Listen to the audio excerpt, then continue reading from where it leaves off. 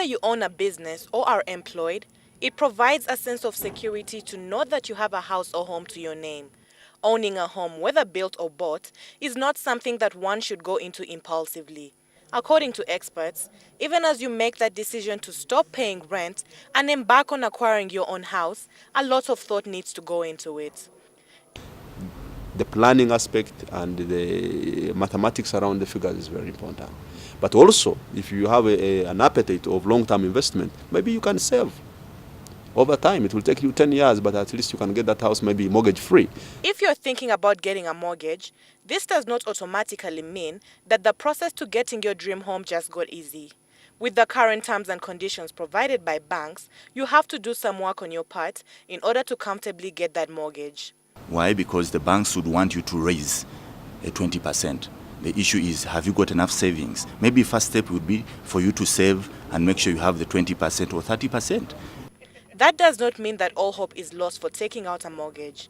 There are banks that offer good rates on their mortgages, and all one needs to do is shop around. The aspect is looking at development banks. Development banks usually gives more cheaper interest rates than commercial banks.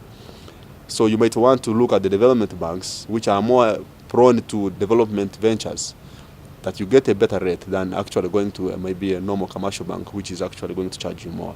But above all, before going into buying or even constructing a house, it's very important to get expert advice on what route to take. And this is specifically for those who intend to go into constructing their own houses.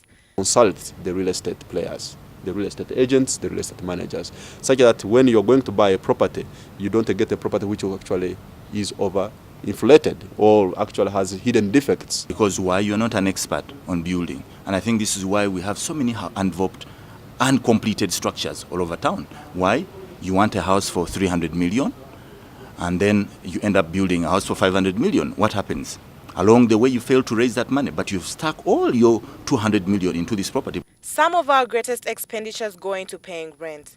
Owning a house of your own therefore helps eliminate one more bill at the end of the month. However, even as you make the decision to take that step, it should be done tactfully. Ingrid Nantege, NTV.